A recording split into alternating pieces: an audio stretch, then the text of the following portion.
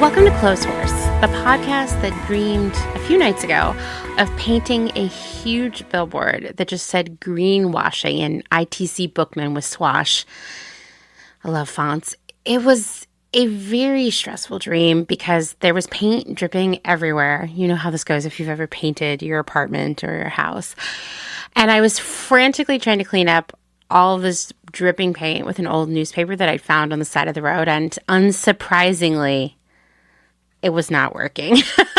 Or at least it wasn't working very well. Anyway, I'm your host, Amanda, and this is episode 137.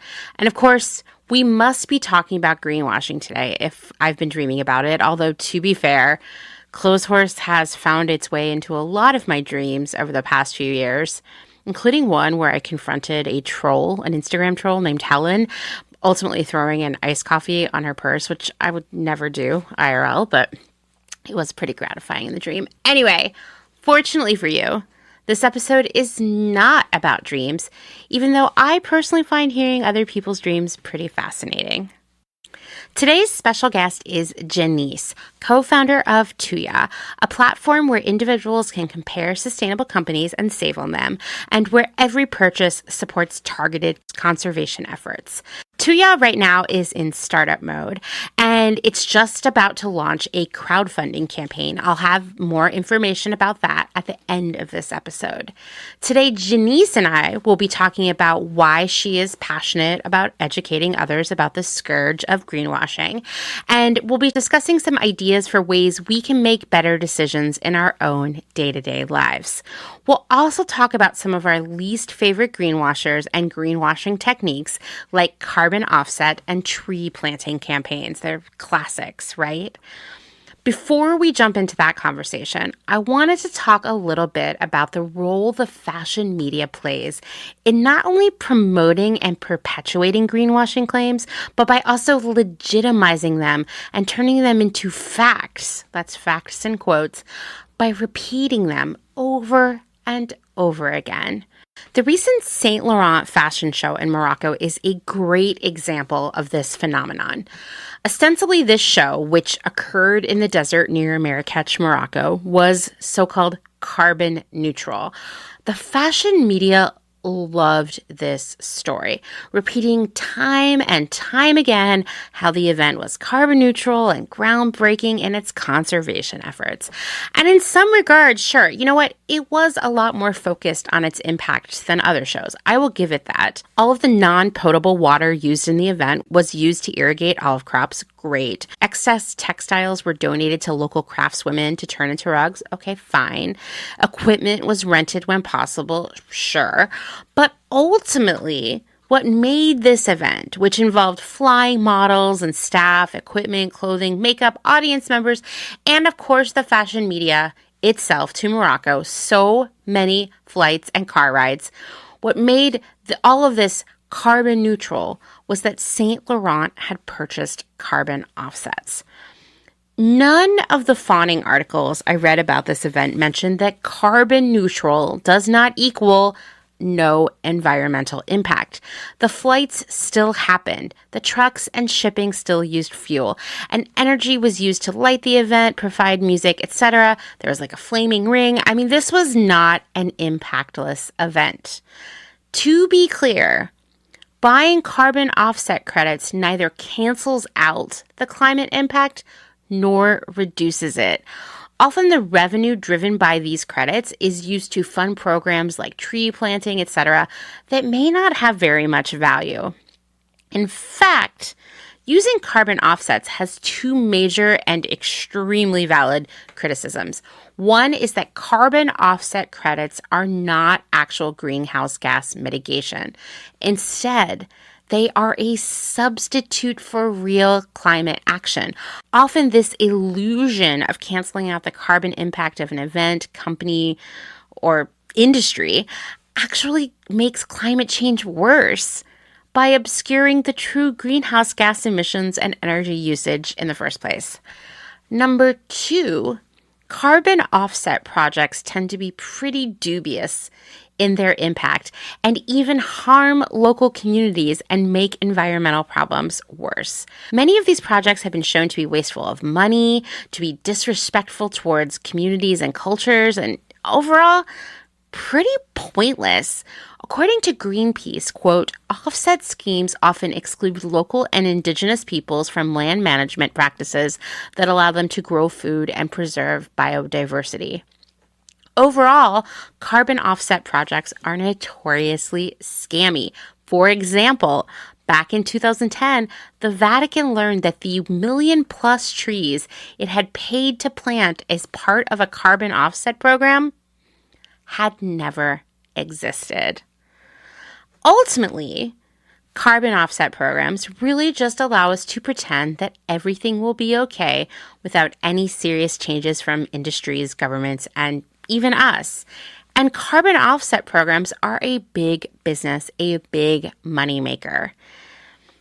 In the same way that making leggings out of plastic bottles might make us reach for bottled water, feeling as if the problem of plastic waste has been solved, carbon offset programs lead to a sense that everything with climate change is under control. No changes have to happen. Back to this Saint Laurent show. None of the press I read about it mentioned the dodginess of carbon offset programs. No one said, oh, hey, but by the way, carbon neutral does not equal zero impact. And no one raised the idea that maybe it would be better from an environmental perspective to do a virtual show without airplanes, trucks, flaming rings, etc. Or at the very least, just do the show in Paris as usual. These are all extremely viable options, right? Instead, each piece praised Saint Laurent as visionary, as groundbreaking, as a leader in the space of sustainability, blah, blah, blah. This notion that is always out there that fashion can still save the planet. This is par for the course when it comes to sustainability and fashion. Often a narrative and some key press release quotes will be played over and over again in article after article, until these quotes and the brand's agenda become fact, or at the very least, the only thing the general public can find in the first 5, 10, or even 20 pages of Google search results, essentially rendering it as fact. And to be clear, this repetition of greenwashing claims until they become fact is a part of all fashion reporting, even outside of standard fashion publications. Want some examples? Well, a 2021 Rolling Stone article eye-rollingly called Upgrade Your Eco-Cool Wardrobe with These Sustainable Clothing Brands included greenwashing all-stars, Allbirds, and alternative apparel. A 2016 piece from ABC News called How Sustainable Brands Are Turning Their Backs on Fast Fashion Trend called out ASOS and its eco-edit options as a great resource. We all know that ASOS is a mega fast fashion brand, but to read about them in an article referring directly to sustainable brands tells the reader pretty explicitly that ASOS is a sustainable brand. Across the internet, Madewell, Nike, H&M, Everlane, Levi's, Athleta, Free People, and on and on and on have been called out for their sustainability. But we know otherwise, right? Unfortunately, the average shopper does not know that. This phenomenon of legitimizing greenwashing happens for two major reasons. Number one is lots and lots of clicks. Sustainability and sustainable fashion are great search terms that drive major traffic to news and media sites. And this type of content has major appeal to many, many readers because, much as greenwashing is successful because it makes us feel better, right? This kind of content allows consumers to have the illusion that the world can be saved without any major changes from us. The delusion that we can shop our way to a better world. Greenwashing and that delusion, they are hand in hand, right? And these retailers, they need us to believe that we can shop our way to a better world via them, right? Number two, money, money, and more money. Often, this kind of digital content includes affiliate links, meaning that if you click on the link in the article to the allegedly sustainable product or brand and you buy something, the media platform gets a cut of the sales. This is big business, and probably most of the time it's really easy for you to spot once you know it exists. But man, any article you read online, on Apple News, anywhere, on your phone, on your computer, what have you, if it's about buying something, whether it's clothing, computers, makeup, shoes, cat food, you name it, there is an affiliate link there. The media platform makes money when you click into it. A few years ago, when I was working at the horrible feminist brand that I've mentioned here, we found out that Refinery 29 no longer wanted to do posts about us because we couldn't drive enough affiliate dollars for them. And a writer there told us that they were being pushed by upper management to hit a specific financial threshold for each piece they wrote. Sustainability and sustainable fashion content, that drives affiliate clicks, and that drives revenue for the media platforms. Other media outlets like Forbes and USA Today, they straight up get paid to include brands on lists of sustainable brands or visionary startups, what have you. The 30 under 30 features on Forbes, they are paid for by the 30 people featured. They pay a recurring sort of membership to be included and covered. And of course, all of these blogs, magazines, and platforms rely on advertising money from the same big brands they are covering to pay the bills. So you know what? They're not about to point out anything particularly provocative that might result in a retailer or brand pulling their advertising or thinking twice in the future. Yep, it's hard to parse out what is real or fiction when it comes to greenwashing. I know I have given myself many rage-induced headaches from working on it, but I do think it can be a little bit easier for us if we know how to go about finding the information. Platforms like Good On You, Fashion Revolution, and Jenise's project Thuja are a good start. But also just revisiting how we ask the internet to verify information can help a lot too. No matter what you are asking, scroll past the first few search results. For example, I searched Free People Sustainable, and the first result was some dumb Free People so-called sustainable product collection. Basically, Free People using smaller, ethical, sustainable brands to greenwash Free People as a whole. But I kept scrolling and clicking, and I encountered content from Good On You. That was great, but then I also found kind of ambiguous content from something called the Sustainable Living Guide that I felt definitely was beating around the bush about whether or not Free People is ethical and sustainable, and I think kind of probably would drive people to shop at Free People. That's what I think. Next, I personally always recommend starting with the name of the brand or fabric, collection, certification, group, what have you, and adding greenwashing to the end. That gets you to an answer fast. I Googled Free People greenwashing, and I found article after article from Good On You, Remake, and a blazingly good piece from Zeitgeist called The 15 Worst Fast Fashion Brands to Avoid in 2021, which I'll actually link in the show notes because I thought it was a really nice, handy guide that might surprise some people if you share it with them.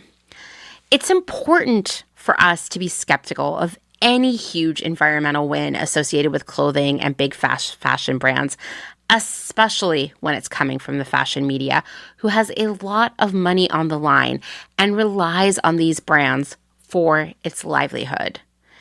And when you realize how much nonsense all of this greenwashing reporting is, it makes you question all of the other things you've been told by fashion media over the years, from dressing for your body type to the shoes you must have this season. Maybe all of it was nonsense to begin with, all just being used to help media outlets and brands make even more money off of you. when you start to think about it or see it that way, it kind of changes everything. Okay, with that, because I could seriously talk about this for like 8 more hours, let's jump into my conversation with Jenise. Why don't you go ahead and introduce yourself to everyone? Yeah, so my name is Jenise Lamoureux, and I am co-founder of a new platform called Thuja.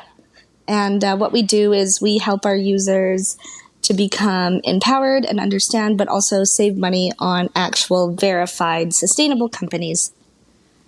And, when you and I were talking, like to prepare for this conversation, you told me that you grew up in Alberta, which you called Canada's Texas. Yeah.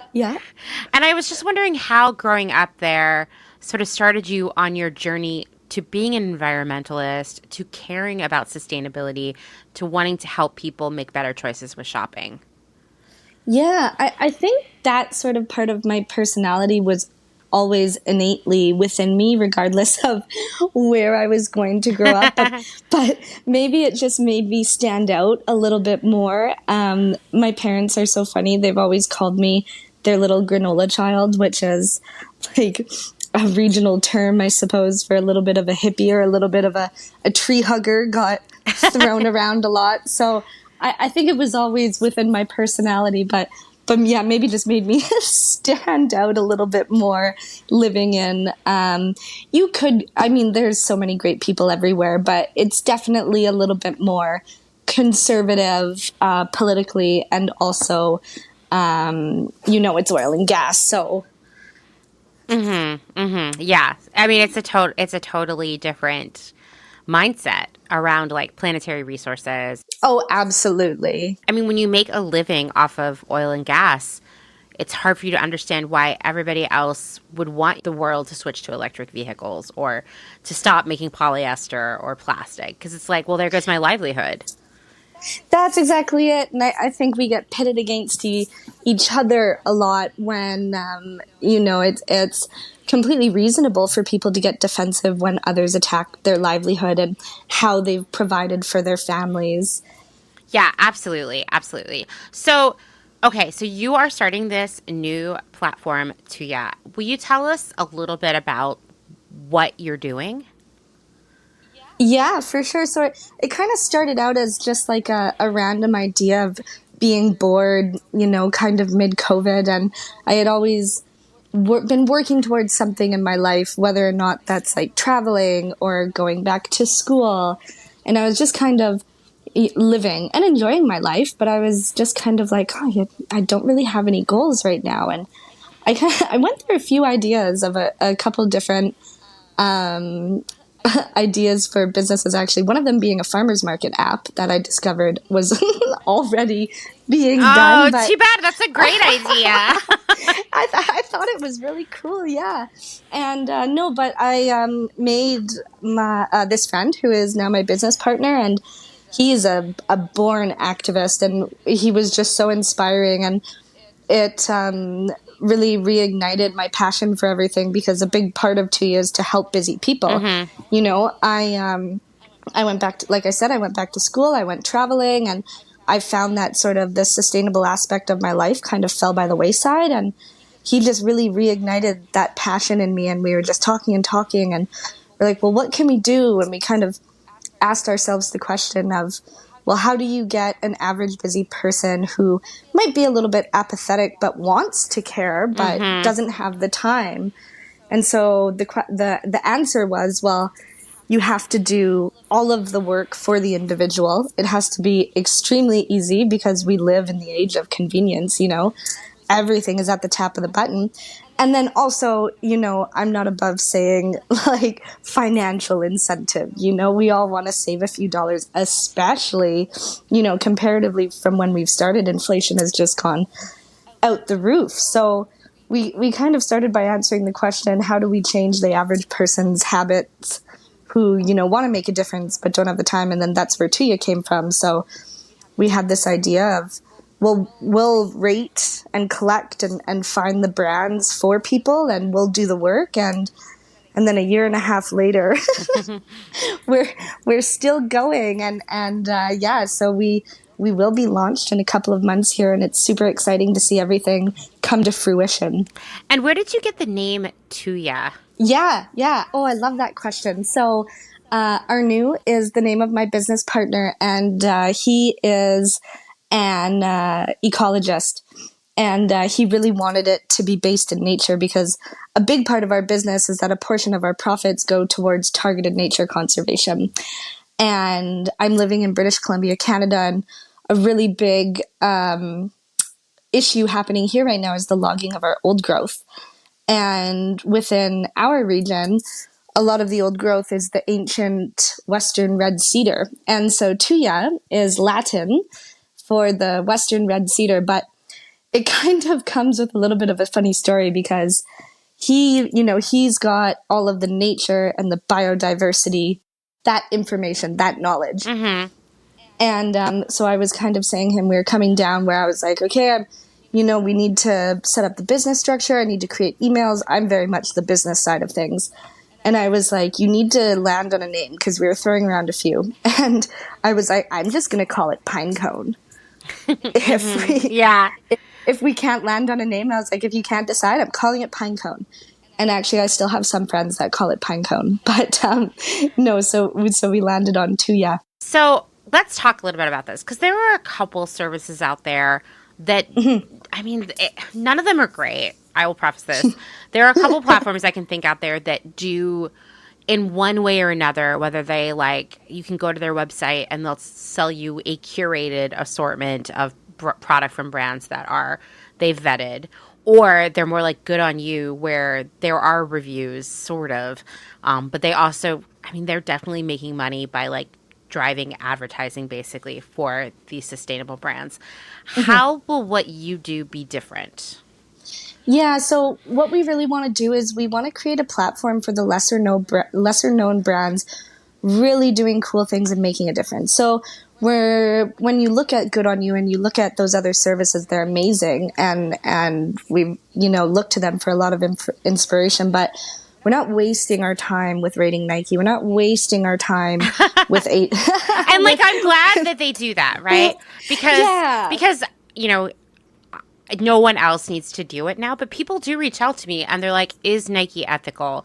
And I kind of laugh, but I realize that Nike is one of those brands that every year wins, if that's the right verb here, but they always are the most trusted consumer brand, which is laughable to me, because I think they're one of the sketchiest. But there are people who are like, is Anthropologie ethical? Is Free People ethical? And I'm glad that Good On You is there to do that. But sometimes I use Good On You a lot. I find that sometimes they give passes to brands that I don't think they should. Yeah, and it's really funny to look at that, because we've gone pretty deep into Good On You, and again, nothing against them. The work that they've done is so extensive, but we notice the same sort of thing. We look at, I can't even think of a brand off the top of my head, but we kind of will compare, someone's got an A and someone's got a D, but there's a coupon code for one and not the other, and it seems like the rating should be reversed almost once you really look into it. But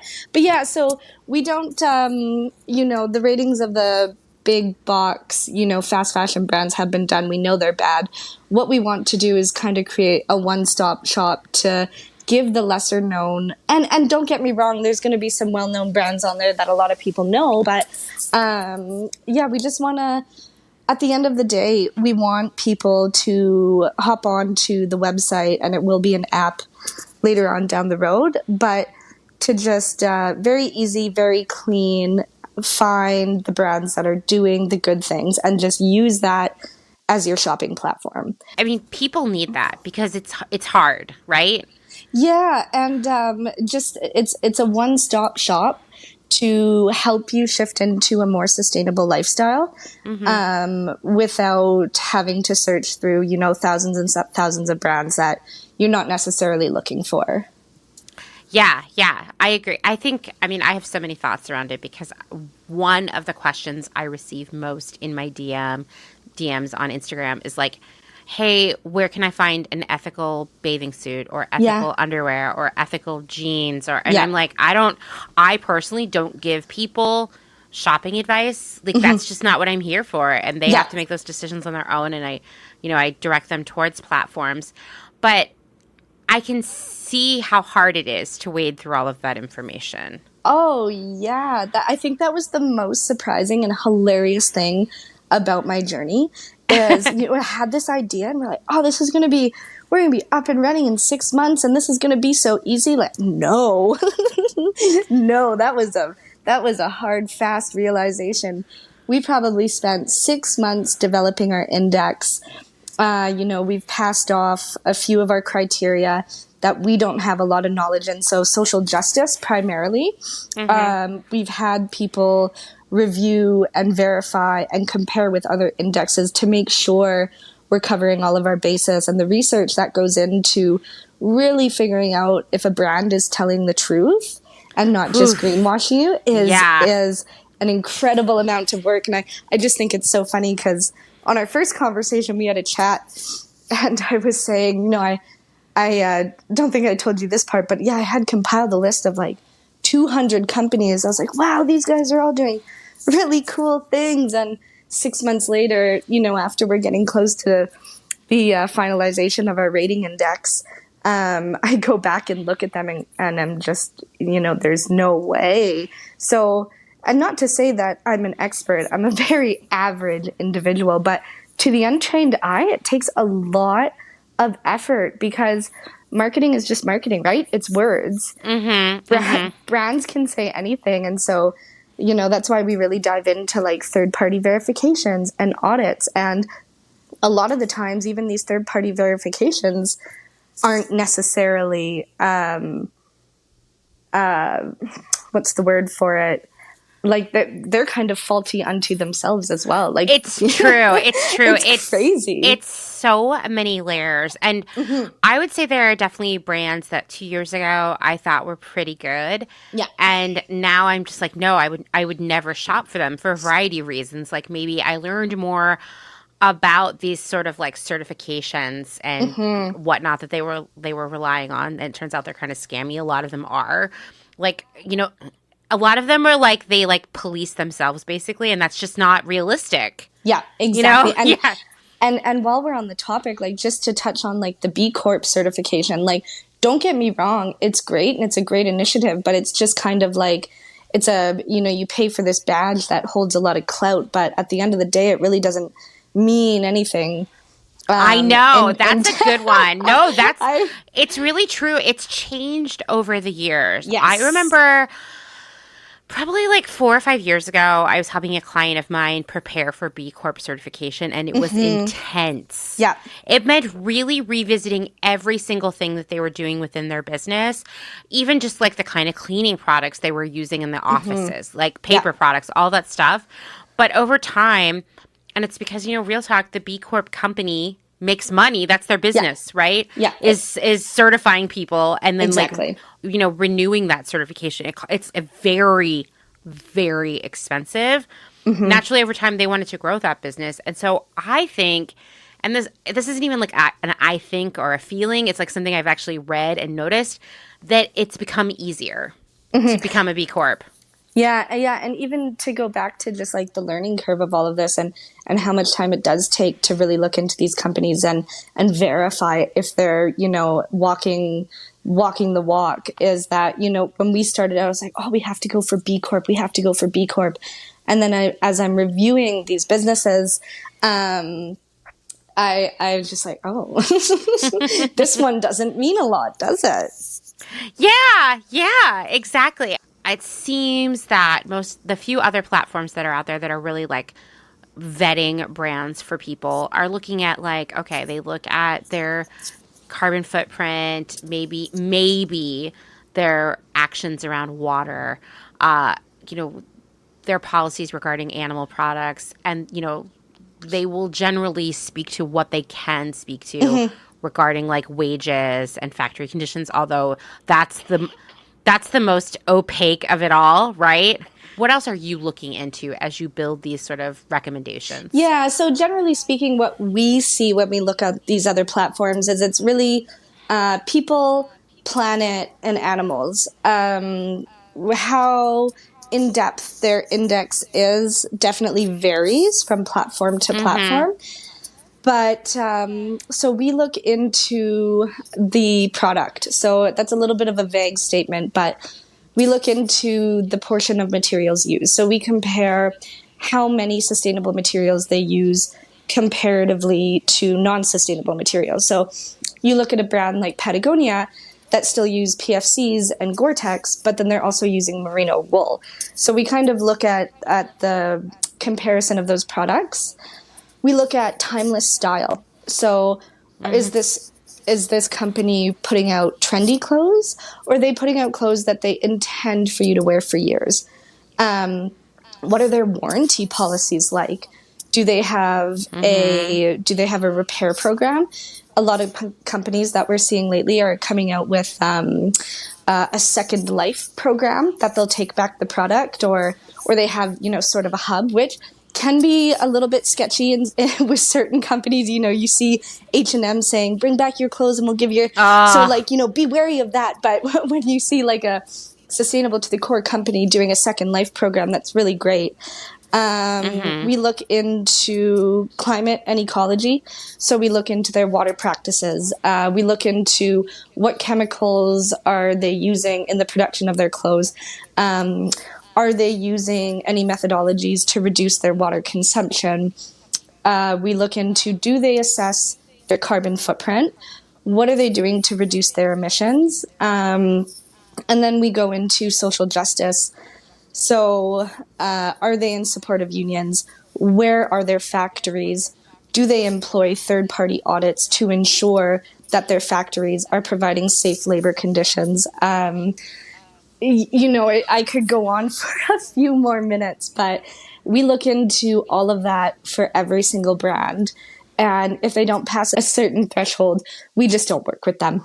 Yeah, I mean, I think that's great. And so, like, how do you work with them? Like, are you gonna get I don't know, like affiliate links? Is that how it works? Yeah, that is essentially how it works. Exactly. So basically, it'll just be a click-through process. You can shop on their site and you'll just have a link that copies and pastes. Okay, that's great. I mean, I think that's great, and it also works to, elevate brands that deserve to be elevated, because I do believe where we spend our money, how we spend our money really is a vote for our values. And if you not only by withholding your money from crappy brands, do you affect their business model immediately, by then pushing that money into brands, companies that are actually doing things that are good, you allow them to grow and do more good. And we're talking too about, putting more money back into local economies as well. Lots of these are really cool brands. They're not multinational corporations. When you see money spent on these companies, you see money coming back directly to that local economy, whether it's to the community, the province, or outwards. And then I think another topic that's closely tied to that is when you're looking at these companies on our website, if you just want to glance and see the overall rating, that's cool. If that's all you need, that's fine. But we give you all the details. So the way we kind of staged it was okay, the people that just want to glance and see a percentage, perfect. The people that want a little bit more in depth, we have that information. And then in time, what we're hoping to have is a full downloadable report for exactly why we rated companies. Because at the end of the day, we just got really sick of just being targeted as consumers. We're just everyday people like everyone else. And we want to foster a community that creates empowered citizens and individuals that can learn how to spot these greenwashing tactics too. So we tell you what we look for. We tell you how we rate the brand, and you can get as much information as you want. So I think alongside creating ease, it's also about creating an empowered community that is just going to stand up and be like, no, we're demanding transparency. We're demanding change now. Yeah, I totally agree. I mean, We have so much power. The greenwashing wouldn't be as prevalent as it is right now if Mm-hmm. retailers didn't realize that that's what we care about. It's really unfortunate that they all kind of do it wrong in the same way. Like they all have the Mm-hmm. same tricks and lingo, and they only ever talk about like one fabric that's a part of this whole thing. And Yeah. Yeah. it's like the H&M thing. I stumbled across like a Reddit thread where someone was like, something just doesn't add up with the H&M take back program, and I was like, oh man, should I even get involved with this? Like I have so many feelings there. Like yeah, Oh. you're right, but I think that they've all, fast fashion loves to copy, and they love to copy one another too, and so they've Yeah. all copied the same dumb tricks, which is great because you can see through them. And when you learn to look for what to look for, you can start to see what's there and what's not very easily and help others sort it all out too. Yeah, and we had this conversation when we were developing the idea. It's a lot of doom and gloom, like we talked about before. It can get heavy. How do you communicate this message of holy shit, this is really bad, Yeah. without instilling some sort of hope? So our message isn't you as the individual are doing horrible things and you need to shop better. It's like, no, here's the information of what's going on. We want to help educate as many people as we can. We want you send this to your friends as a resource to use, and then with that sort of collective action and empowerment just kind of fosters this hope. That I've been riding the coattails of that, because yeah, it can get a little bit heavy sometimes. So our message is definitely like, we're not coming for you as the individual. We're coming after these industries, and we're banding together because we're just really, really sick and tired of being targeted as a mindless consumer. Because no, thank you very much. We are empowered citizens. I mean, I love that because I see people turning on one another Yeah, within yeah, the realm of environmentalism, yeah, sustainability all the time on yeah. social And you just media. can't do it. You just cannot do that. And I think it goes into like this idea of like demanding perfection from one another and ourselves, sets us up for failure, for feeling overwhelmed and defeated and deciding, no, you're going to go to bat for Amazon in a fight with someone on a TikTok video. I mean, Yeah. it's like ridiculous, right? And ultimately, like I think and I feel so optimistic about all of the changes that we can all make together Yeah. by being supportive, by gaining as much knowledge as we can, about sharing that with other people, and being welcoming to other people who want to do something better too. Yeah, and right now we're in the middle of a social media campaign, and it's called Fast Fashion: A Horror Story. And if you go to our Facebook page, it's We Are Thuja, and we go through the environmental destruction. So our water sources and the ocean, the waste in our landfills, the reliance on fossil fuels, and we go into the humanitarian aspects of fast fashion. So women specifically, children specifically, systematic poverty. We go into the psychology of influencers, so parasocial relationships, and the return rates of these fast fashion companies. Oh, don't get me started. Yeah. I know. And so in a lot of the reels that I've been posting, I call them my rants. So I do like a infographic, and then I'll just do a little bit of a rant, which is more humorous.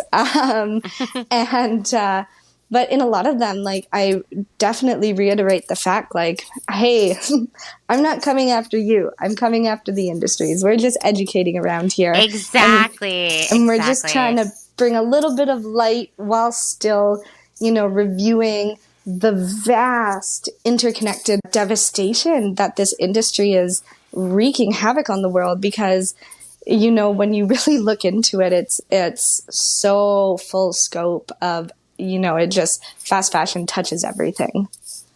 Yeah. Yeah. It really does. It really does. And I think I can see how the business model of fast fashion, the social media model that is fast fashion, these things have permeated every aspect of our lives, whether it's like what we eat, where we travel, the things in our houses, personal care products, cars, furniture.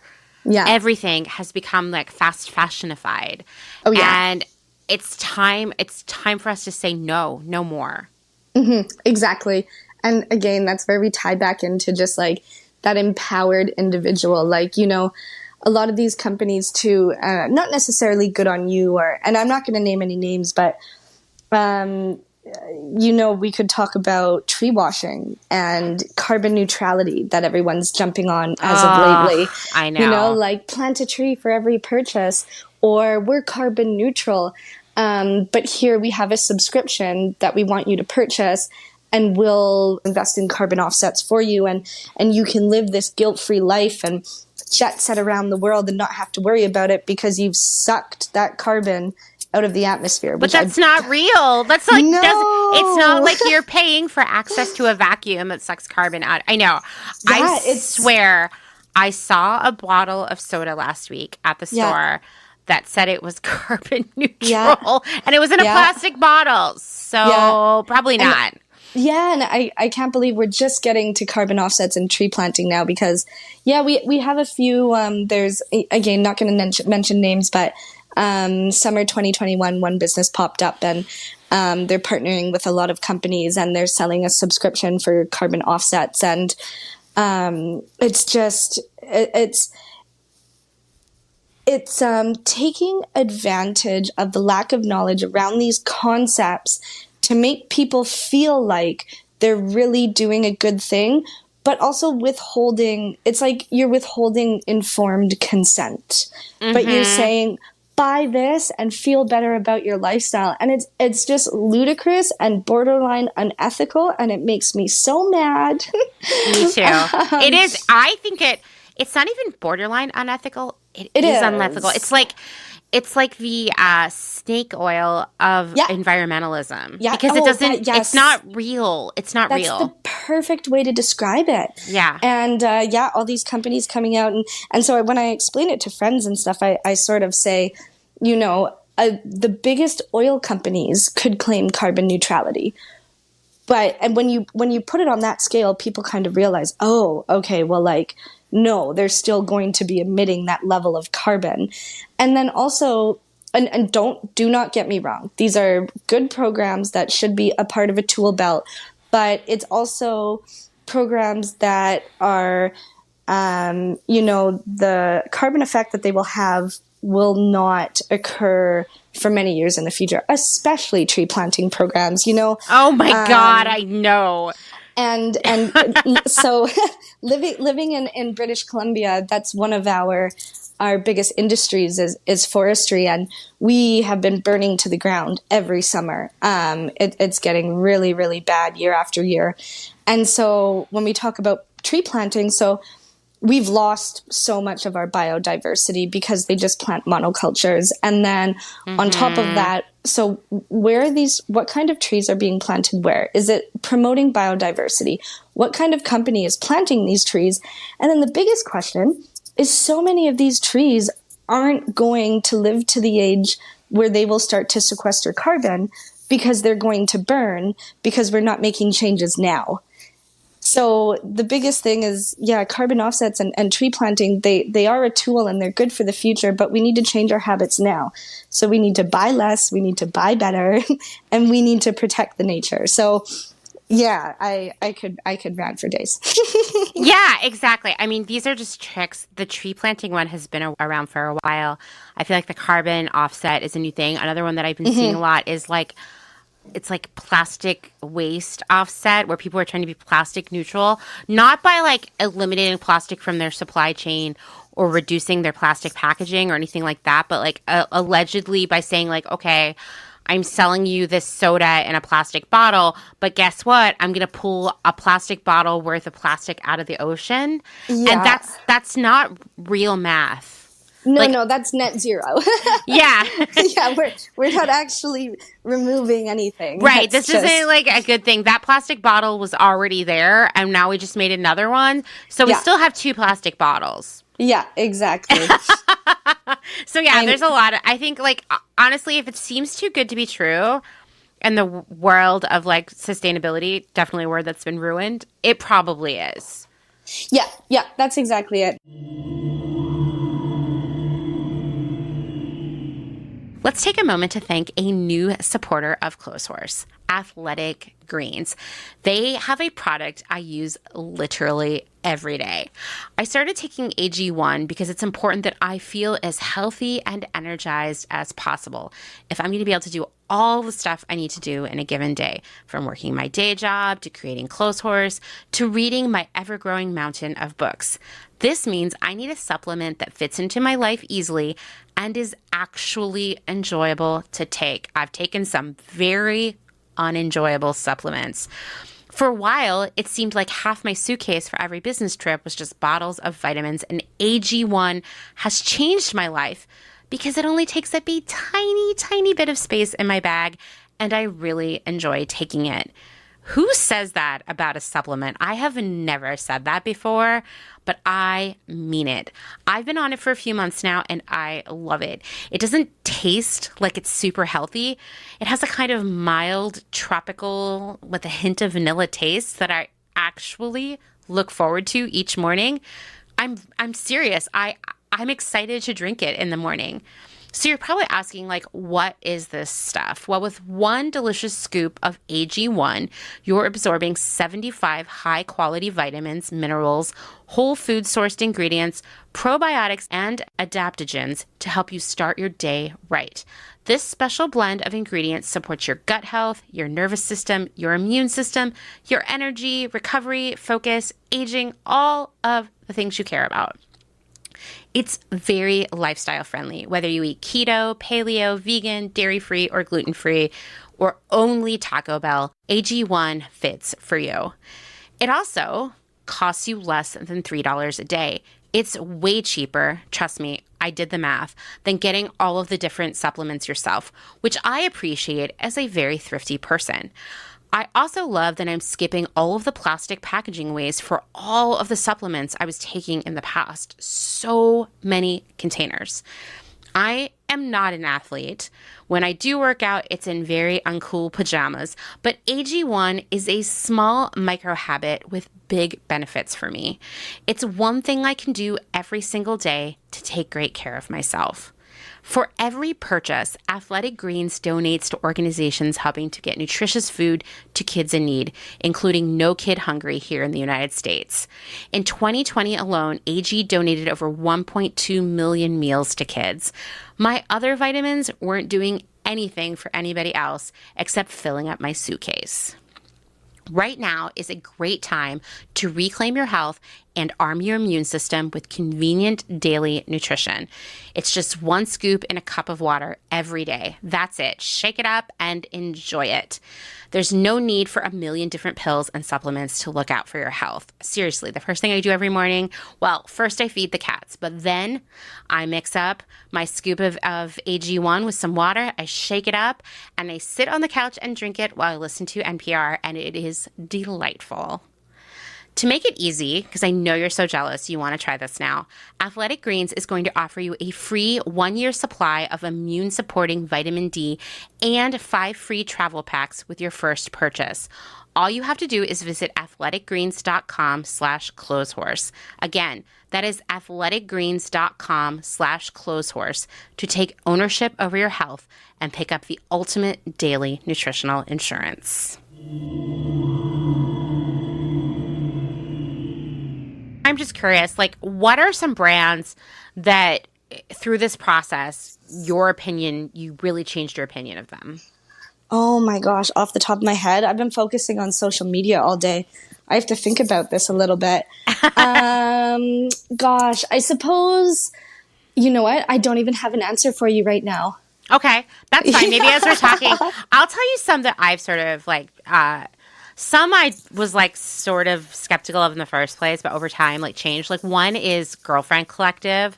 Okay. I think from moment one I felt really weird about how a lot of their clothes were made out of recycled plastic bottles, which Oh, is yeah, yeah. is kind of scammy in itself. We've talked about it on the Exactly. podcast before that, it it's not something that needs to be happen. What we need to be happening is fabric made of other fabric, not fabric made of plastic bottles that Yeah, then and can't be it's recycled again, right? well, that's it. And all the recycled plastic clothing does is drive up the demand for recycled plastic. It doesn't do anything about, like you said, the production of polyester or the actual production of general plastics on Earth. Like we need to focus on the source. Right, right. And I think for a lot of people, whether they're conscious of it or not, they hear that there's clothes out there being made of plastic bottles. And then, maybe in situations where they wouldn't have taken a plastic bottle of water, like at an event or something, they're like, well, Oh whatever. yeah. It's going to turn into pants, right? Yes, and that's so true, and that kind of comes with like the superiority complex of donations, right? You're like, it's okay, I'm going to donate it, not realizing that it's ending up on the shores of Ghana at the rate of 15 million pieces per week. Right, right. So that's one, like, basically, I would say 2 years ago, I had really strange feelings about brands in general that were really leaning on making clothes out of plastic bottles. And now I'm like, that's greenwashing. You're not Yeah. telling the whole story. And the other thing that kind of troubles me about Girlfriend Collective is I feel like they operate like a fast fashion company. Like they're really churning out product all the time. So that's one where like as I've learned more, my feelings have changed. Another one for me, which is pretty similar because this is another company that puts a lot of content out in the world about making clothes out of recycled plastic, is Parade, Okay. the underwear company. Yeah. They feel really sketchy to me too. Like I'll be honest, I stumbled across a Reddit thread where people were talking about like, is Parade ethical or not? Yeah. And one person was like, honestly, I think they're the biggest greenwashers of all because they use crazy amounts of packaging and like they, are pushing me to buy new underwear like every day. Yeah. And I was like, yeah, you're right. You're right. Yeah. And I think the biggest thing to look into, or, like if I could say one thing when you're reviewing a company and you're not sure, and, watch out for Thuja in a few months because you're going to be able to hop on there and we'll help you. But in the meantime, if you see a brand that's just really, really heavily promoting one aspect of their business that it's just that one business practice that they're pushing, like we only use recycled materials. Okay, but how big is your supply chain? And do you assess your carbon footprint? And, we go into like social justice, like what are your advertising? So it goes beyond environmental and it goes into human rights because sustainability, I'm going to go on a little tangent here. I've even grown to kind of dislike the term sustainability because it's just thrown around so loosely. And I know. And so when I use it, I think it has to be sustainable for the people and sustainable for the earth. So when you look at a company like, oh my gosh, I don't even like to follow these brands, but what is Kim Kardashian's name? Is Skims? Is that Skims, it? yes. Oh yes. my God. And of course, like I have to go to the website and look, and I think it's just really heavily based on the materials that they use. So like lesson 101, if they're just really heavily focusing on that, and then there's no mention of human rights or there's no mention of internal evaluation of carbon emissions, and if there's no goals for 5 years down the road, it's just the biggest red flag. And as I'm saying that, I actually remember that they actually do talk about human rights in their factories, but this is where we tie in the third-party verifications, because then those are just words, because they've actually been caught, overseas sketchy business practices within their factories. Not surprised. Surprised. Yeah, so it's so convoluted and it's so in depth. But yeah, lesson 101, if you're looking at a brand and you're not sure and they're just really weighing on one topic and one business practice, that's your first indication. But we're seeing some really, really cool self-assessments and goals for businesses that are industry leaders in sustainability. So for their people, for their product, for the earth. And it's really inspiring and really awesome. And we're so excited to start sharing these companies. Yeah, I'm excited for it. You know, Yeah. I was in a car, a very long car ride with a coworker yesterday. And, you know, we were going off on a whole tangent. Like, it started with paper bags, and then it went into Yeah. like people making clothes out of recycled bottles. And then, you know, she said to me, like, Amanda, do you think a business can be truly sustainable and ethical even as it grows in size? And I said, yeah, I actually truly believe that. But I think you have to be committed to that from day one and really passionate about it. And I see a lot of brands out there that I think ultimately we've all come to recognize as being very greenwashy, like Everlane, for example. Oh my gosh. Right? Who, like, that's a guy, like, it was founded by a guy who, you know, has neither a background in clothing or sustainability, right? But like saw it as a marketing, marketing thing. And if you're coming at it like doing the right thing is a marketing story, it's always going to fall by the wayside as your business grows, right? It's just, you're not going to, if you're not really living it from the ground up, it's going to fall apart. Or like, I think of like Reformation, which has had just so many issues, right? Like, especially when we talk about like the human aspect of it, right? And they've been in, like, there's been whispers about them being bad news for a really long time, like since their early days, for other people who worked in the fashion industry in LA. Like, it was sort of a known fact that it was kind of a scam. Yeah. But it's also important to call out that when Reformation started, it was with the plan of being like so-called sustainable fast fashion, which is an oxymoron. Yeah, that those two terms do not exist. Right. So when you coexist. come to the table with a plan that is either like doesn't make any sense, like Reformation, or isn't truly with doing what's right at the center, of course it falls apart at some point, and you become really reliant on like harping about like pants made out of recycled bottles. Like, it just never is real. Like, because then like, oh sure, maybe you're using these so-called sustainable fabrics, which we know aren't, but then you're not caring about the people who make the stuff or sell the stuff, the people working in the retail stores and the warehouses. It's like you have to really be in it and truly believe it and never walk away from it in order to keep your business ethical the whole time. Yeah, exactly. And also, I think we have this mindset too, because we're, you know, good old late stage capitalism and the world that we live in,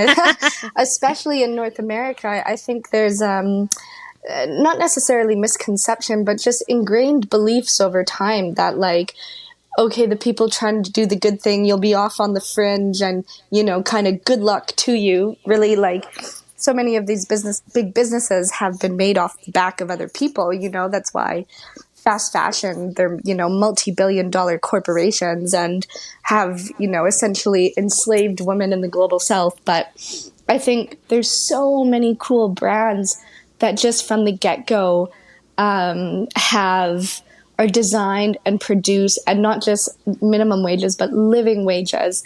And, you know, they assess their carbon footprint, and they have a very small supply chain, and like, it can be done. And also big businesses too. It's really, really, lovely to see a different perspective from the side of these big businesses that are making their shifts. Because when you're looking at extensive supply chains, it's very hard to pivot in a totally different direction, but it can, and it is being done. And actually I listened to one of your latest podcasts yesterday, and I'm so sad. I left my notebook at my friend's house, and it's like tearing me apart because I always love to have my notebook on me. I really wanted to write down what you said, but I guess what I want to say is that it can, and it is being done. And so what we're trying to do is bring this to the limelight, because in your podcast that I listened to yesterday, you were talking about, you know, we have this feeling a lot of the times that as a single individual, we can't do a lot, but like collective action is massive. And that's how you shift money from these detrimental business practices to the guys that care about the planet from the get-go. Like, it can be really inspiring and really hopeful and really empowering all at once. And we're really trying to hold on to that feeling because, you know, in the world of sustainability, there's a lot going wrong, really. You could say sometimes it can be, you know, it can be a little bit of a heavy burden on your back. It's true. I mean, it's just like more bad news every day, right? And it can become so much easier to just cover your ears and pretend you don't know that any of this is happening. But I do believe, I mean, one of the reasons I started Clotheshorse is because in my career working on the other side as a buyer, I saw and knew how every decision we made was steered by money. And if customers didn't buy something, we never bought that again, right? And if they did buy something, we bought a million more of that. And we began, if we saw like business slowing down considerably, you know, we would try to figure out what it was. Like, did we need to have less expensive stuff, more expensive stuff? Did we need to have more clothes for festival? Like, you know, it was always about us like reacting because like for these businesses, their biggest fear is not making money. And that's it. And look at the origins of greenwashing too. You know, like big companies have clued in that people want sustainability.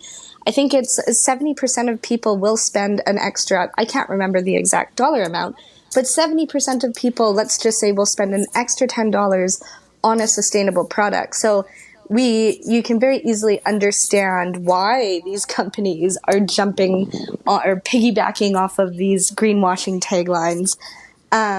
Because it's what the people want. And so it's a daunting time, but it's a really exciting time. And I was talking with a friend today, and it's like, you know, maybe it's too heavy to say, but sometimes it feels like in terms of, you know, the environment and the goals we need to achieve to turn things around, it feels a little bit too late. But I was like, I'm not going to go out without kicking and screaming. You know, I'm Absolutely. We cannot give up. But I definitely see that very faulty line of thinking all over the place on social media where it's like, it's too late, or I'm sorry, but my impact will never be that of Amazon, so why bother? I'm just going to give up and go buy 50 things from Shein. And it's like, no, don't do that. And don't do that. If I can just, you know, if our new and I can just change a couple people's, you know, way of thinking away from apathy towards like, no, collectively we can make a difference and we can shift these business practices, then I've done my work, you know? If I can just help a few people by creating a tool where they can feel better about their purchases. But, you know, I should say too, our ethos is definitely, do you need it? Do you have something similar? Can you buy it secondhand? If not, if you really need to buy something new, let us help you.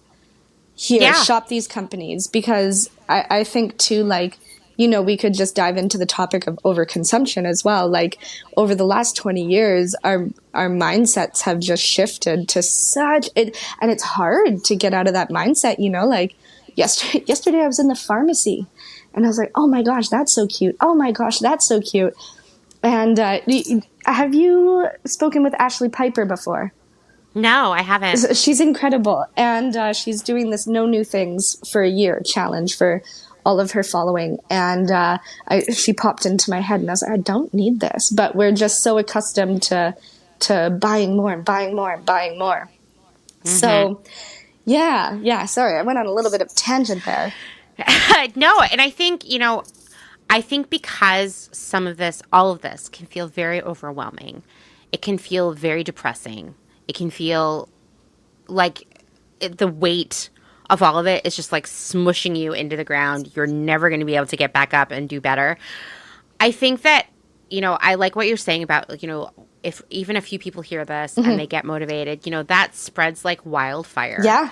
But furthermore, making it easier when we can for others, I think is really important. Like the greenwashing out there is so intense. Like we can even call it impressive. Like it's really impressive. They're clever.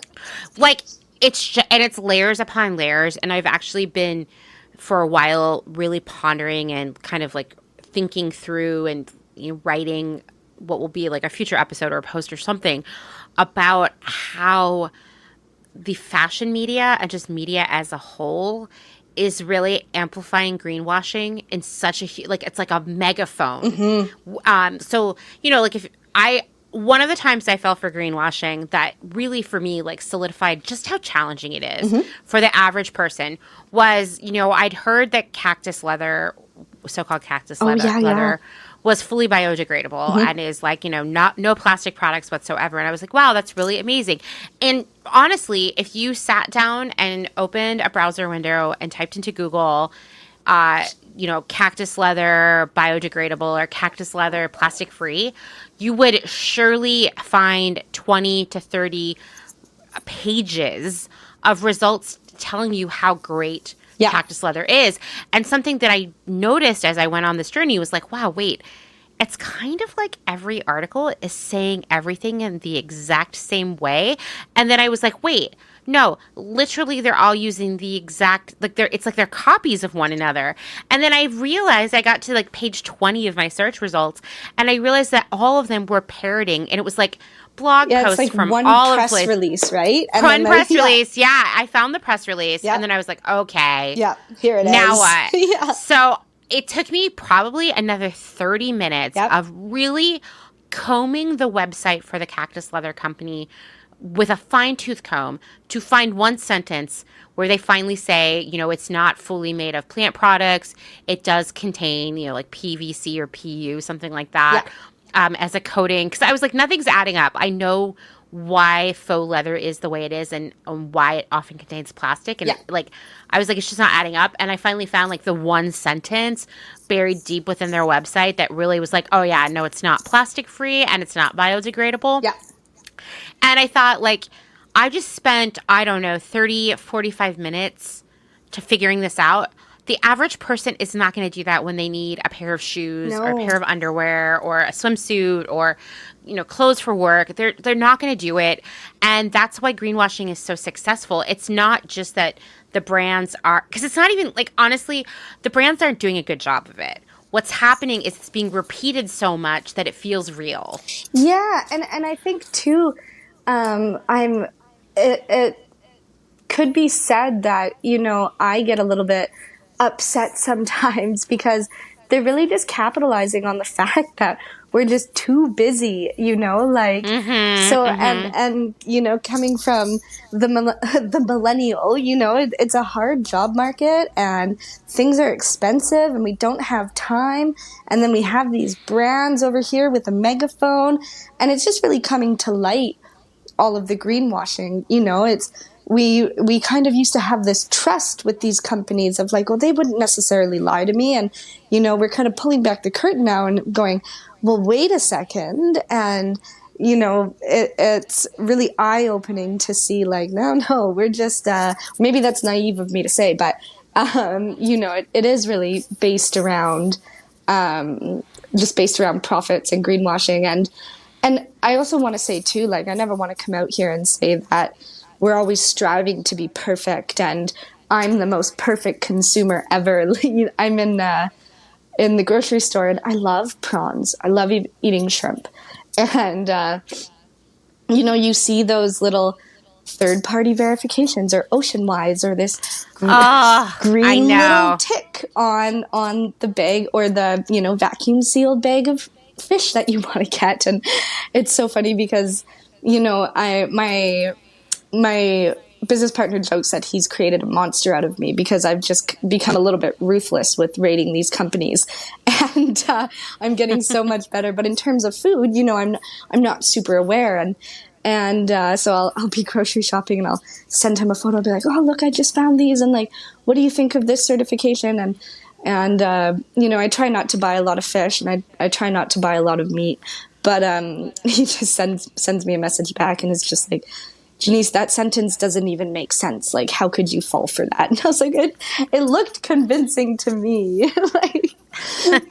So, yeah, I never want to sit over here and pretend like I'm the most perfect consumer ever. But Yeah. Yeah, no, I mean it's really really hard. Sometimes I'm like, man, I just like want to eat. I just want to eat some food. Yeah, and you know. sometimes you just have to let yourself too, and coming back to sort of carrying the weight of the world on your shoulders. You sometimes just eat the steak. Eat the dairy, and also for fast fashion, if you really need something, get it. But just try and hold on to the piece as long as you can. Because if you are buying fast fashion, just understand it's probably going to end up in a landfill. It's not going to biodegrade, and it's probably going to turn toxic, and it's probably going to burden the global south. So just keep it as long as possible and be just a little bit mindful about it. Like, we're not all ever going to be perfect. Absolutely. I think that is really good advice, because I think, like, what is the saying? It's like, don't let perfection be the enemy of good. Yeah. Basically, like, if I can't be perfect, I'm not going to bother. Yeah, and that is what happens a lot. And I see, like, for example, someone tagged Clotheshorse on a TikTok video today, and they're like, I've been really thinking more and more about this, and I'm not going to buy as much stuff anymore, and blah, blah, blah. And someone's commented, like a bunch of people commented actually, like, oh, really? Then are you going to stop posting videos of you wearing clothes from Urban Outfitters? Yeah. Are you going to get rid of all your fast fashion? Exactly. And she was like, no, that's the point of it. Yeah. I'm going to keep this stuff and wear it as long as possible. And I think we get so in our head that we set ourselves up for failure by, like, oh man, I ended up buying a bra at Target. Now I give up. Now I'm going to go buy a Keurig, and I'm only going to drink bottles of water. And, like, and it's like, no. Like, it's okay. I think that one of the most important things that any of us can do is lead by example and share what we know, because even if someone says, I don't care what you say, I'm still getting a Shein haul next week, there is going to be this little seed planted in their brain when they hear what you said or what you shared that will make them think and will change behavior tomorrow, next week, next year. Who knows? You could be the person who starts that for them. Yeah. As so long as they start to think about it, it is so important. And you get that thought process going. But yeah, for us at Thuja, it's our website is actually, a portion of it is launching tomorrow. So that's super exciting. So by the time this episode airs, people will be able to go and check us out and see what we do and see the conservation efforts that we support. But, when you go to our website, it's buy less, buy better, protect nature. So if you just keep that in the back of your head, like, I went on vacation, I forgot a bathing suit. Like, okay, well, we're not going to tell you to go naked. Go to Target, get that bathing suit. But then, just keep it for as long as you can. And then if that bathing suit falls apart, because it inevitably will, then just be a little bit more conscious within your next purchase. And, also surround yourself with different influencers too. Like, I know the Rogue Essentials on Instagram. I absolutely love her. She's like conventional fast fashion influencer gone green, and just outfit repeating and capsule closets, and it's just such great inspiration. Like, the other day, I went through my closet and I turned, like, I'm kind of the person over the years that my friends just give their old clothes to. I don't know why I've ended up being that person, but especially I go back home to Alberta. My friend's like, oh, I've got a bag of clothes for you. And I'm like, okay, sure, I'll sort through them. So I had all these leggings that I'd never worn, and I don't buy a lot new. And so I was like, I haven't really bought into the bike short trend yet. And I just sat for a few hours and, like, snipped the legs off of these leggings that I didn't necessarily like the fit of. And now I have, like, 5 pairs of cute bike shorts. Great. And it's so fun to do. Someone might hear or see that you did that and get that idea for themselves. Yeah. Good. God knows there are a lot of leggings at the thrift stores here in the United States, like all the LuLaRoe and Lululemon and whatnot. Like, there's so much. Let's take a moment to thank some of the incredible small businesses who keep Clotheshorse going via their generous Patreon support. Selena Sanders, a social impact brand that specializes in upcycled clothing using only reclaimed vintage or thrifted materials, from tea towels, linens, blankets, and quilts. Sustainably crafted in Los Angeles, each piece is designed to last in one's closet for generations to come. Maximum style, minimal carbon footprint. Shift clothing out of beautiful Astoria, Oregon, with a focus on natural fibers, simple hardworking designs, and putting fat people first. Discover more at shiftwheeler.com. Late to the party, creating one-of-a-kind statement clothing from vintage, salvaged, and thrifted textiles.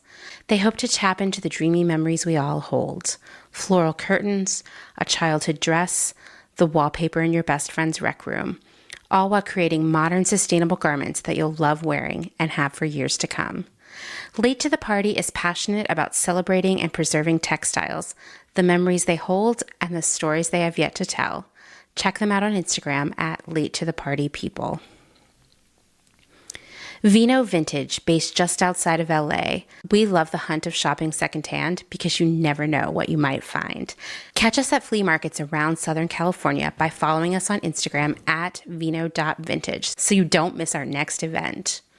Gabriella Antonis is a visual artist and an ethical trade fashion designer. But Gabriella is also a radical feminist micro-business. She's the one-woman band trying to help you understand why slow fashion is what the earth needs. The one-woman band to help you build your own brand. She can take your fashion line from just a concept and do your sketches, pattern making, grading, sourcing, cutting, and sewing. The second option is for those who aren't trying to start a business and who just want ethical garments.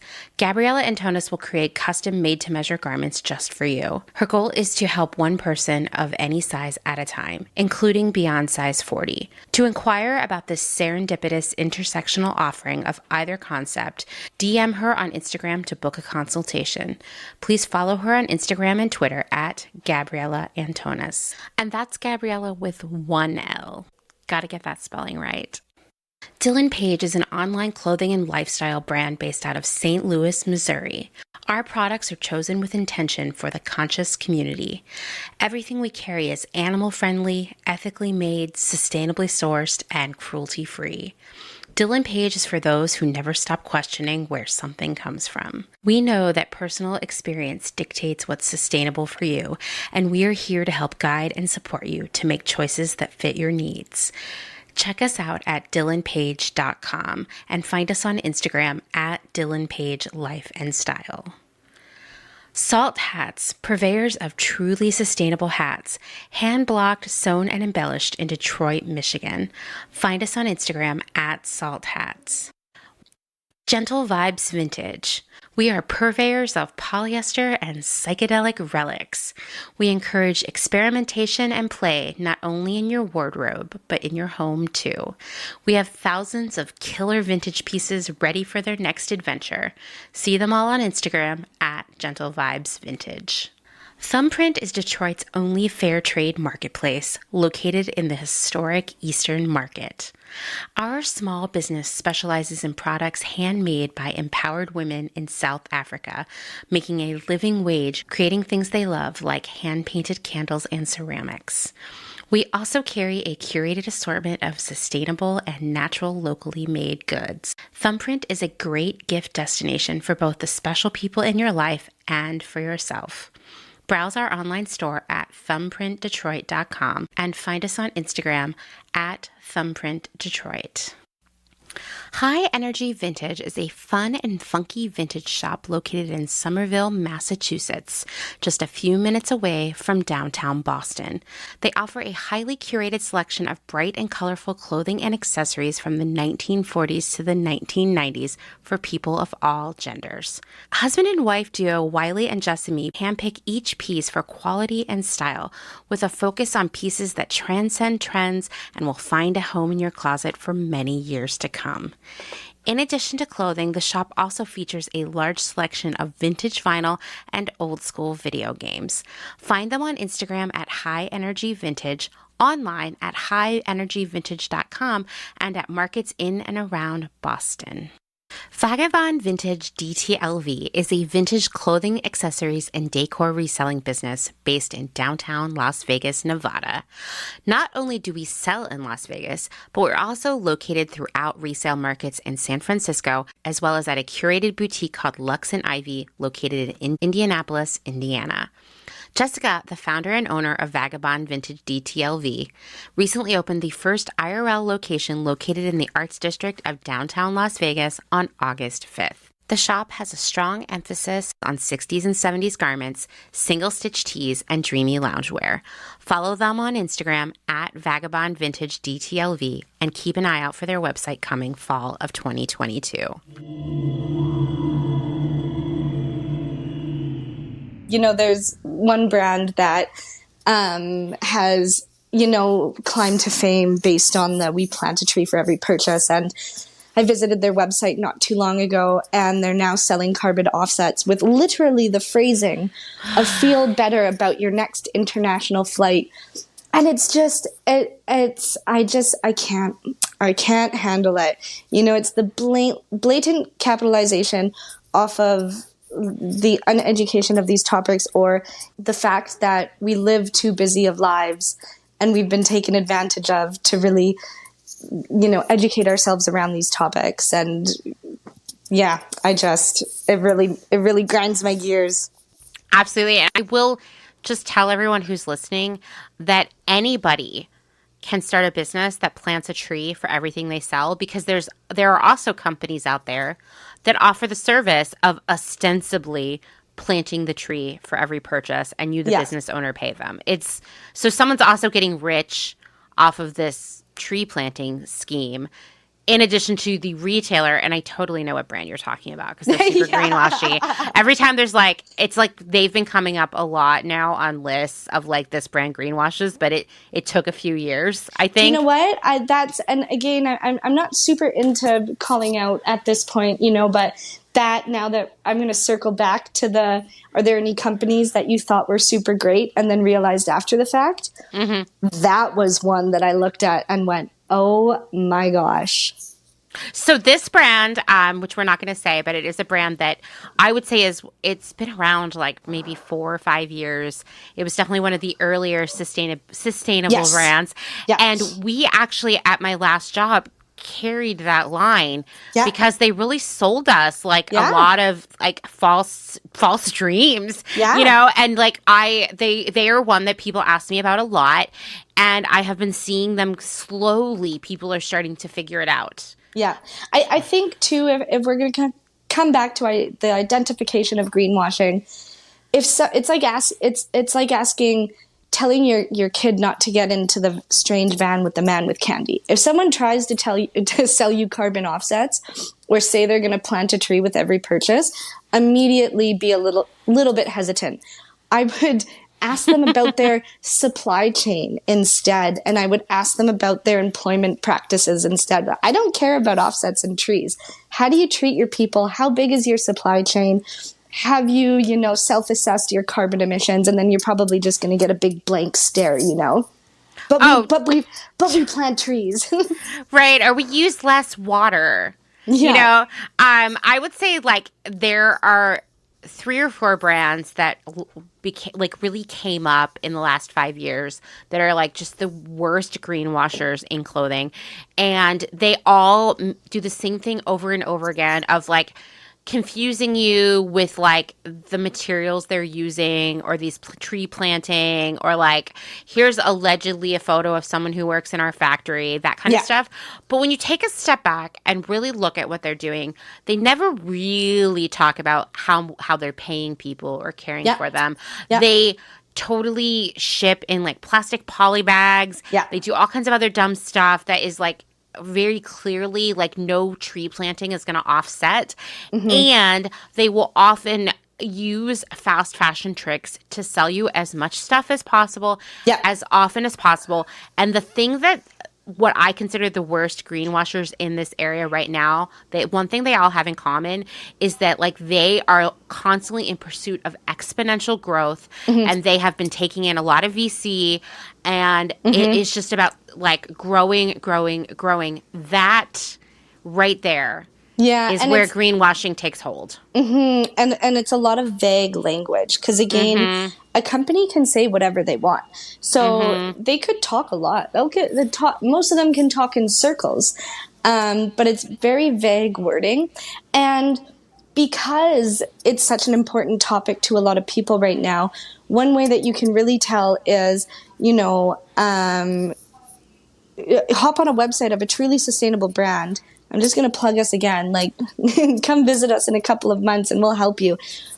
Because it's what people want, the brands doing it give the details. They tell you their policies. They tell you Absolutely to reduce your shopping habits. They tell you they want you to wear their product for 5 years and only buy one at a time.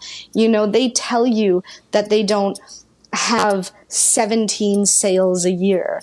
They're very forthcoming, in depth about their business practices. And that's, one of the biggest differences is I have friends that come to me now and just sort of say like, oh, what about this brand? And, they're like, I can't tell you right now, but I'll have a look at their website. And it's just vague, sustainability jargon over and over again. And it's like, we treat our people like family. Okay, how?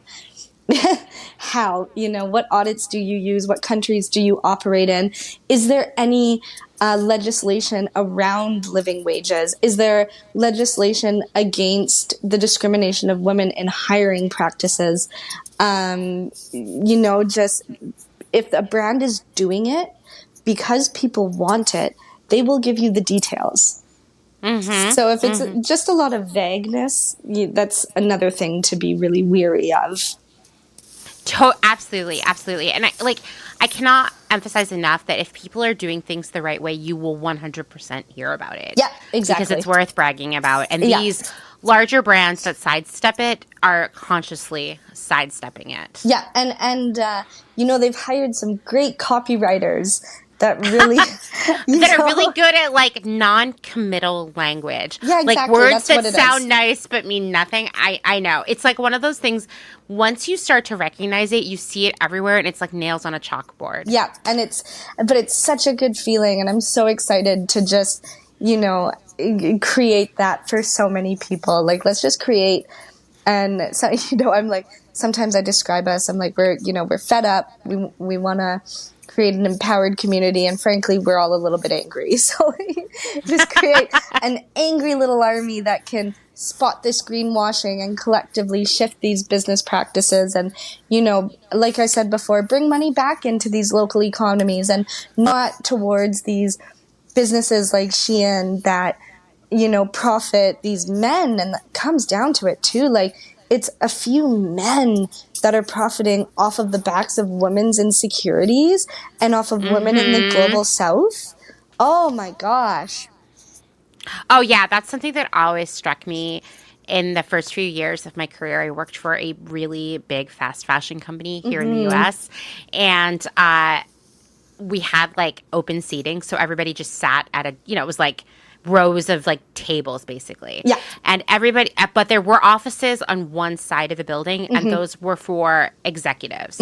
And everybody sitting in the open seating was a woman. Yeah. And everybody in the offices, the executives, were men. Yeah. And there was this really paternalistic attitude towards us in meetings. Like, imagine, you're a business person, you're smart, you're an expert in what you do, and your boss is calling you honey or sweetie in a meeting. Yeah. And it's not like this. I'm not talking about the 1950s. I'm talking about this century. And so I think it struck me early on that this industry is built upon the labor of women and then the insecurities of women. And yes, people of all genders are sucked up into this, but traditionally, historically, it has been built upon women. Yeah. And if we just focus on the fact that fast fashion really profits off of the insecurities of women, especially young women, doing all of these fast fashion hauls and these micro trends. And then in some areas in the global south, 99 to 100% of these factory workers are women. With everything man, we have so much sympathy for our sisters down in the States right now having Roe v. Wade overturned. It's just, it's horrific. And so I think, I get really passionate about the feminist aspect of like tearing down the fast fashion monolith, because it really does just build up these, male billionaires and off of the backs of women. And it's just drives me crazy. And a lot of people that I talk to, I'm like, if you just think of one thing, think of the woman that it affects, and it's almost like diet culture, the beauty industry. Like, you need this. You need that. You need to buy into this. But all the while, you're just buying a billionaire another yacht. Yeah, gross. Yeah, it's just not something I want to be a part of anymore. Me neither. Me neither.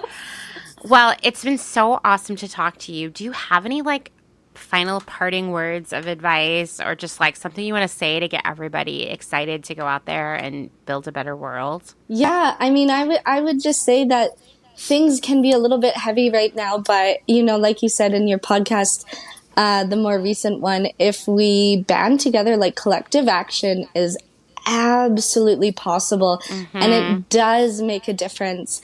And we'll be launching soon in a couple of months here. Well, as of tomorrow, you'll be able to visit our website, see who we are, what we're doing, and we'll start announcing brands. And we're actually doing a crowdfund campaign at the beginning of September as well. So yeah, we'll be all over social media, ranting with a little dash of humor. So Awesome. I can't wait to see it. awesome. Yeah, it was so lovely to be here. Thank you so much. Oh, thank you so much. If you're enjoying this episode, then this is a great time to remind you that my work here at Clotheshorse is made possible by the support of listeners like you, just like NPR, and these great small businesses. Please go give them your support. Blank Cass, or Blanket Coats by Cass, is focused on restoring, renewing, and reviving the history held within vintage and heirloom textiles. By embodying the love, craft, and energy that is original to each vintage textile as I transfer it into a new garment, I hope we can reteach ourselves to care for and mend what we have and make it last. Blank Cass lives on Instagram at _Cass, and a website will be launched soon at blankcass.com. Located in Whistler, Canada, Velvet Underground is a velvet jungle full of vintage and secondhand clothing, plants, a vegan cafe, and lots of rad products from other small sustainable businesses. Our mission is to create a brand and community dedicated to promoting self-expression, as well as educating and inspiring a more sustainable and conscious lifestyle, both for the people and the planet. Find us on Instagram at shop_Velvet Underground, or online at www.shopvelvetunderground.com. St. Evens is a New York City-based vintage shop that is dedicated to bringing you those special pieces you'll reach for again and again. More than just a store, St. Evens is dedicated to sharing the stories and history behind the garments. 10% of all sales are donated to a different charitable organization each month. New vintage is released every Thursday at wearstevens.com, with previews of new pieces and more, brought to you on Instagram at wear_st.evens. That's Where St. Evens. Country Feedback is a mom and pop record shop in Tarboro, North Carolina. They specialize in used rock, country, and soul, and offer affordable vintage clothing and housewares. Do you have used records you want to sell? Country Feedback wants to buy them. Find us on Instagram at Country Feedback Vintage and Vinyl, or head down east and visit our brick and mortar. All are welcome at this inclusive and family-friendly record shop in the country. Republica Unicornia Yarns, handmade yarn and notions for the color obsessed, made with love and some swearing in fabulous Atlanta, Georgia by head yarn wench Kathleen. Get ready for rainbows with a side of giving a damn. Republica Unicornia is all about making your own magic using small batch, responsibly sourced, hand-dyed yarns and thoughtfully made notions. Slow fashion all the way down and discover the joy of creating your very own beautiful hand-knit, crocheted, or woven pieces. Find us on Instagram at Republica_Unicornia_yarns and at www.republicaunicornia.com. Picnic Wear, a slow fashion brand ethically made by hand from vintage and dead stock materials, most notably vintage towels. Founder Danny has worked in the industry as a fashion designer for over 10 years, but started Picnic Wear in response to her dissatisfaction with the industry's shortcomings. Picnic Wear recently moved to rural North Carolina, where all their sewing and accessories are now designed and cut, but the majority of their sewing is done by skilled garment workers in New York City. Their customers take comfort in knowing that all their sewists are paid well above New York City minimum wage. Picnic Wear offers minimal waste and maximum authenticity. Future vintage over future garbage. Cute Little Ruin is an online shop dedicated to providing quality vintage and secondhand clothing, vinyl, and home items in a wide range of styles and price points. If it's ethical and legal, we try to find a home for it. Vintage style with progressive values. Find us on Instagram at Cute Little Ruin. The Pewter Thimble is a curated secondhand shop based out of Rome, Italy. Owner Desiree Marie Townley has a background in costuming and makeup for dance and opera and focuses on dressing for the character you want to be in the world. Curated collections are dropped in a story sale and always have a specialized theme, like the color palette of Starry Night, the film classic Casablanca, and the children's novel The Secret Garden. Desiree works with local artisans, and pieces are rescued from markets and rehabilitated and resold with worldwide shipping. The Pewter Thimble is a collection of pieces that will have eternal style from the Eternal City. Discover more on Instagram at The Pewter Thimble.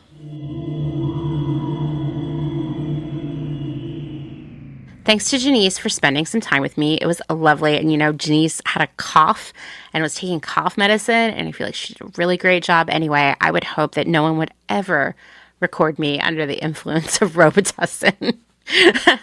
As Jenise mentioned, Thuja is getting ready to start its crowdfunding campaign. And I will share the link to that in the show notes. Please go check it out and sign up for email notifications. Later, after we recorded this convo, Jenise told me, quote, "With crowdfunding, we are hoping to enhance our user experience and start looking at app development, as well as expanding our team and our rating capabilities and covering the cost of some expensive industry-specific software." I have no doubt that doing this right costs a lot of money, and this is a great project for all of us to support. I am obsessed with helping others have access to helpful information that allows them to make better decisions when it's time to buy something new. So I will definitely be supporting Thuja's crowdfunding. When I think about all of the brands in the past that I held in high esteem or shopped regularly and loyally or went to first when I needed something, and what I've learned about them since then, I'm glad. I'm glad that I know now. And you know what? I want that for other people because so many people have so many emotions, so much connection tied up in a lot of these fast fashion brands that it's not fair. It's not fair to them because that loyalty, that goodwill that they have towards those brands is never being reciprocated to the rest of the world by those brands. I'm here for any time we can shatter someone's illusions about fast fashion. As I say constantly, the fashion industry thrives on feelings of insecurity and being left out. That's how we end up getting so emotionally wrapped up in some of these brands, right? And when you feel bad about yourself, you buy more stuff. You ascribe feelings and an emotional connection to a brand. A brand that isn't serving you or anyone else very well, right? Slow fashion is the exact opposite. Slow fashion is a thoughtful approach to style and clothing that considers the processes and resources required to produce clothing. Slow fashion is all about doing your own thing, having your own personal style. No style is wrong, right? All style is right. And the slow fashion community values the fair treatment of people, animals, and the planet. We support one another and we avoid shaming as a means of education. We know that a better future requires change and work from all of us. That's why we're out here fighting greenwashing. We want everyone to know what really needs to happen to make the world better. It starts with knowledge, right? We want everyone to feel welcome to join. And that means that no gatekeeping is allowed. That's why it is so important. It's up to us to help others make good decisions by sharing our knowledge and experience. I get so excited to see all of you sharing and creating your own educational content about fast fashion and greenwashing. It's the best. There are still so many people, in fact, I would say most people, who don't know what we know, the things that we have learned together in the past few years. Knowing that keeps me motivated on days when I'm tired or getting close to burned out, because giving up is just not an option when so few people know the truth about our clothing and just about everything else we buy. It's never just clothing, right? I guess I'm on a mission, and guess what? You're on the mission with me. I guarantee that you have already changed some minds this week, maybe made some of the people in your life think twice about something they took for granted as true. Keep up the good work. You're making change happen, and I'll be there working alongside you. Thanks for listening to another episode of Clotheshorse. Written, researched, edited, hosted, all the things by me, Amanda Lee McCarty. If you like what you're hearing, please leave a rating or review on Apple Podcasts, or, just go tell one of your friends, because what they don't know will hurt them. I hate knowing all the things that I know now sometimes, but then I'm also glad that I know those things, right? If you're interested in supporting my work financially, you can check out patreon.com/clotheshorsepodcast. Thanks, as always, to my other half, Dustin Travis White, for our music and audio support. And there will not be an episode next week. It is Labor Day weekend, and I am going to spend some quality time with Dustin. All right, until the next episode, bye.